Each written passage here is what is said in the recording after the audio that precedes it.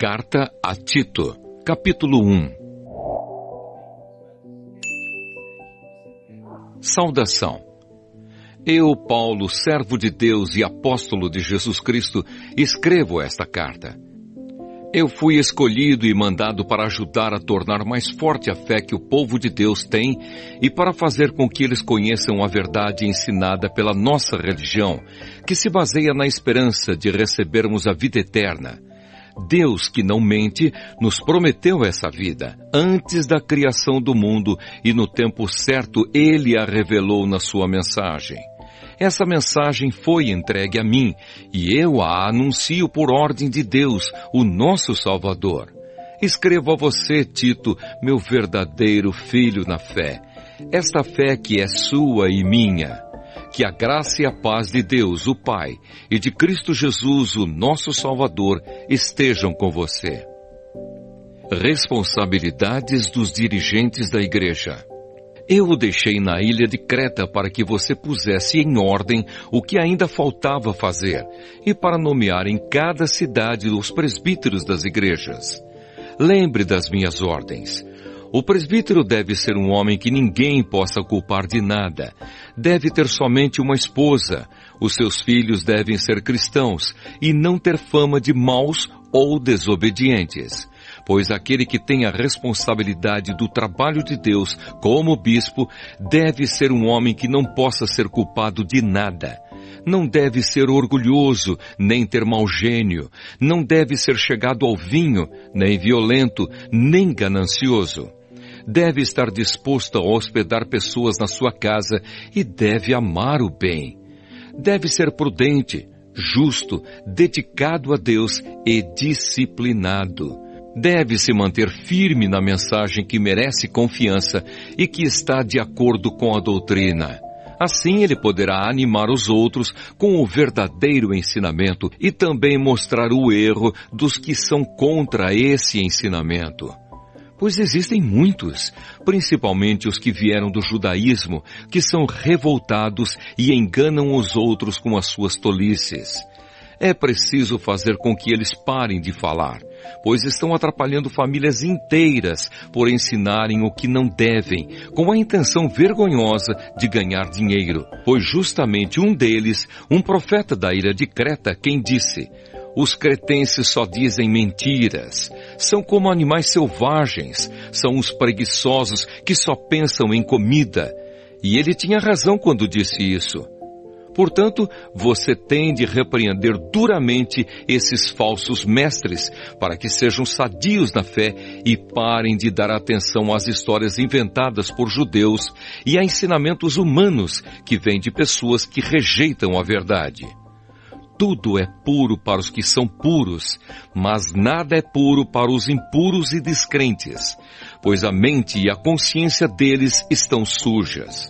Eles dizem que conhecem a Deus, mas o que eles fazem mostra que isso não é verdade. Estão cheios de ódio, são rebeldes e não são capazes de fazer nenhuma coisa boa. Carta a Tito, capítulo 2. A doutrina verdadeira. Mas você, Tito, ensine o que está de acordo com a doutrina verdadeira.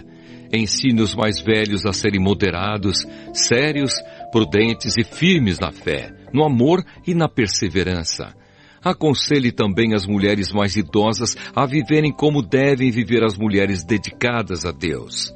Que elas não sejam caluniadoras, nem muito chegadas ao vinho. Que elas ensinem o que é bom, para que as mulheres mais jovens aprendam a amar o marido e os filhos, e a ser prudentes, puras, boas donas de casa e obedientes ao marido, a fim de que ninguém fale mal da mensagem de Deus. Aconselhe também os homens mais jovens a serem prudentes. Você mesmo deve ser em tudo um exemplo de boa conduta. Seja sincero e sério quando estiver ensinando. Use palavras certas, para que ninguém possa criticá-lo e para que os inimigos fiquem envergonhados por não terem nada de mal a dizer a nosso respeito.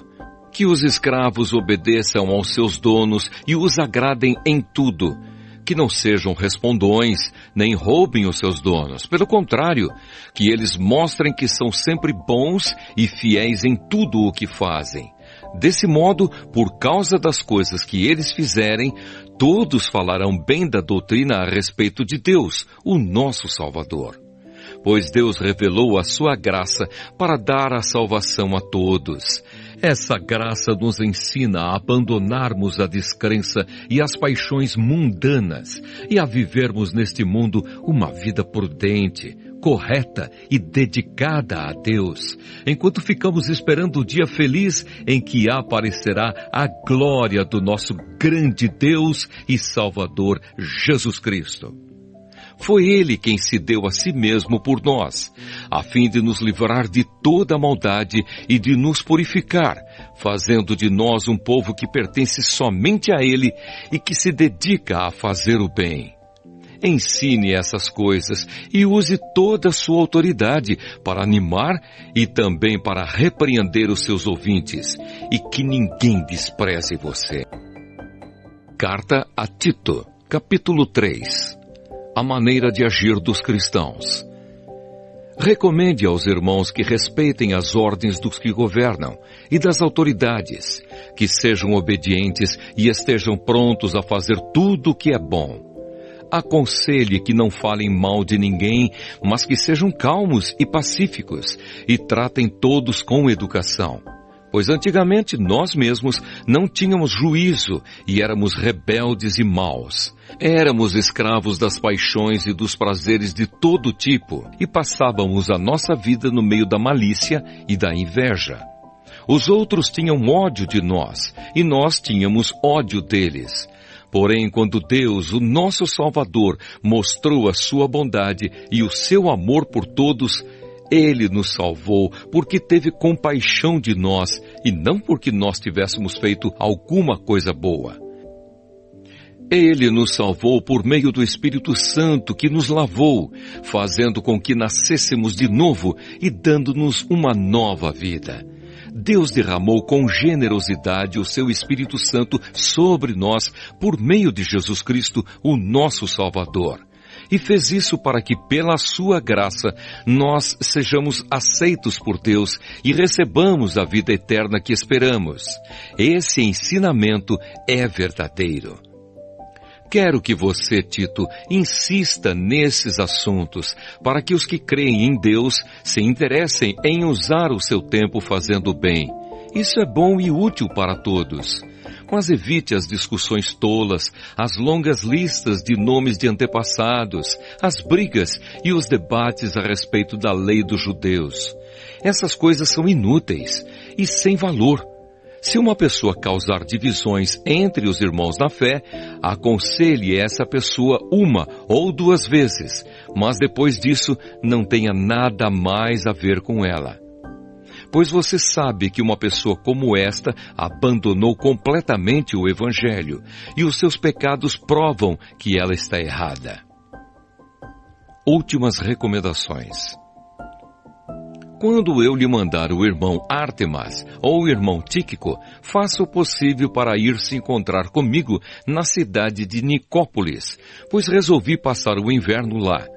Ajude o advogado Zenas e também Apolo em tudo que você puder, a fim de que eles tenham o que precisarem para a viagem.